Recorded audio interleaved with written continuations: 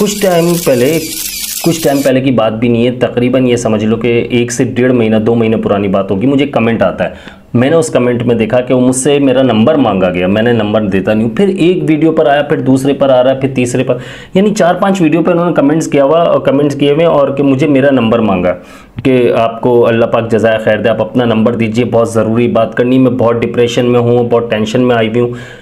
मैंने कभी नंबर दिया नहीं है, फिर मैंने इत्तेफाक के मैंने नंबर दिया। तो उनकी मुझे जब कॉल आई है तो उन्होंने इमेज जगह का नाम भी नहीं बताऊंगा, किस कंट्री से है, किस शहर से है, क्या नाम है उनका, कुछ नहीं बताऊंगा, क्योंकि ये देखें ये पर्दे में रखा जाता है।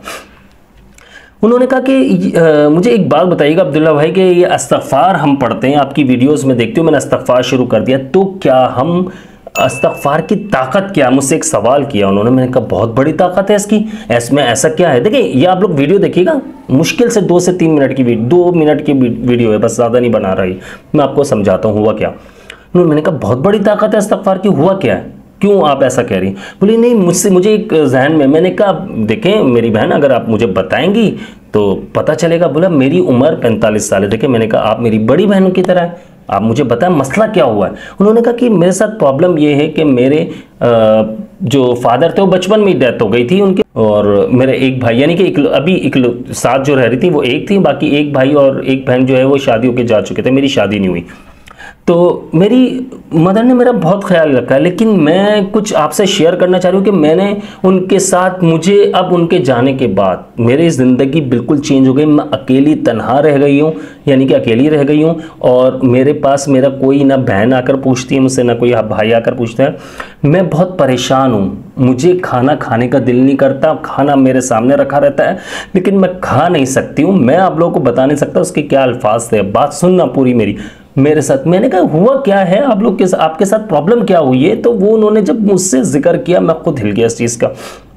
वो कह रही कि मेरी माँ जब जा रही थी दुनिया से, मेरी मदर जब जा रही थी तो वो रो रही थी। उन्होंने रोते हुए मुझसे एक बात कही कि तूने मुझे बहुत सताया, मैं तुझे माफ़ नहीं करूँगी। ये कहकर उन्होंने वो चली गई यहाँ से। अब आप इस बात का आइडिया लगा लीजिए, अब उन्होंने ये जब बात बताई मेरी क्या हालत होगी। एक माँ जाते हुए दुनिया से बद्दुआ देके गई, मैं जगह का नाम नहीं बताऊंगा, आप ये देखें उस क्या हालत हुई होगी। मैं बड़ा परेशान, मैंने कहा यार ऐसा कैसे हो सकता है, ऐसा क्या किया आपने। मैंने कहा आपने ऐसा क्या किया, मैंने सवाल किया। उन्होंने कहा कि मेरे साथ ऐसा कि मैं उनको जब भी वो बुलाती या कोई भी काम कहती, मैं दिमाग ख़राब कर दिया। एक तो तुम बूढ़ी जब से हुई हो ना, मेरे दिमाग पर सवार रहती हो, एक के बाद एक काम, एक के बाद एक काम। मुझसे नहीं होता ये, कोई नौकरानी रख लो तुम्हारे लिए, मुझसे ये सफाई नहीं होती है, मुझसे ये नहीं होता। तो मैं वो खाना मांगती तो मैं नहीं देती थी, आज खाना सामने रखा होता मैं नहीं खा सकती हूँ। तो मुझे ये बताइए कि अब्दुल्ला भाई मेरा क्या इस्तग़फ़ार पढ़ रही हूँ तो मुझे अल्लाह पाक माफ़ फरमा देगा क्या, मैं पहले की तरह लाइफ। मैंने कहा देखें मैं आपसे कोई बात नहीं कर सकता, मैं आपको कुछ नहीं बता सकता, मेरा दिल बहुत ज़्यादा ख़राब हो चुका है। आप इस्तग़फ़ार पढ़ें, ये अल्लाह और आपका मामला है। अल्लाह रब्बुल इज़्ज़त ने चाहा तो आपको, देखिए आप जिससे माफ़ी मांगनी है आपको माँ से, वो तो नहीं है दुनिया में, लेकिन आप जो मामलात हैं आपके वो अल्लाह ताला के और आपके। अब मैं क्या आपको हल बताऊँ, मुझे कुछ समझ में नहीं आ रहा, मेरे रोंगटे खड़े हो चुके हैं, मेरे बाल हाथ के देखिए। मैं आपको जो बता रहा हूँ, तो मैंने कहा कि देखिए दोबारा कॉल नहीं कीजिएगा, मजबूरन मुझे आपका नंबर ब्लॉक करना पड़ेगा या फिर मैं नंबर चेंज कर लूँगा अपना, तो मेहरबानी होगी। इसके बाद 2-3 बार कॉल आई, मैंने उठाई नहीं है, शायद वो वीडियो अभी भी देख रही होंगी। लेकिन खुदारा मैं सबसे कहता हूँ माँ बाप की बद्दुआ मत लेना कभी भी। और माँ बाप ऐसे जो आपको अपनी परेशानियों में आकर, खुद को परेशानी में डालकर आपको बड़ा करते हैं। अल्लाह ताला ने माँ बाप का रुतबा बहुत बड़ा रखा है। कुरान पाक में अल्लाह पाक ने आयतें उतारी है, रब्बिरहम्हुमा कमा रब्बयानी सगीरा। दुआ है माँ बाप के लिए, दुआ मांगनी है हमें।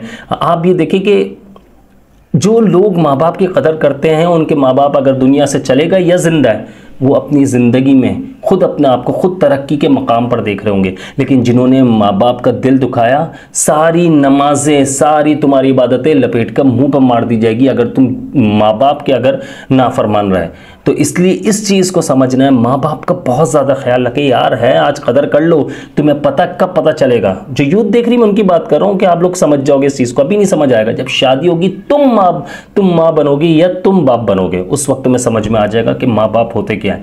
तो इसलिए प्लीज़ खुदारा इन चीज़ों को बहुत ज़्यादा समझें और ख्याल रखिएगा अपने माँ बाप का, जितना हो सके यार मर जाओ मिट जाओ उनके लिए, आपको उसका फ़ायदा ही मिलना है, आपको इसका अजर मिलेगा। दुनिया तुम्हारी बेशक हो सकता है तबाह हो जाए, तुम्हारा कारोबार तबाह हो जाए, तुम्हारी जॉब्स ख़त्म हो जाए, जॉब कर रहे हो ख़त्म हो जाए, कुछ भी है, लेकिन इसका अजर तुम अपनी आंखों से आखिरत में देखोगे, दुनिया में भी देखोगे, कुछ भी नहीं जाएगा तुम्हारा, ये गारंटेड बता रहा हूँ मैं। जिस तरह मैं आपको बताता हूँ ना अस्तगफिरुल्लाह पढ़ो, मैं क्या चाहता हूँ, मैं ये चाहता हूँ कि यार हर बंदा अल्लाह ताला से अपने गुनाहों की माफ़ी मांगे।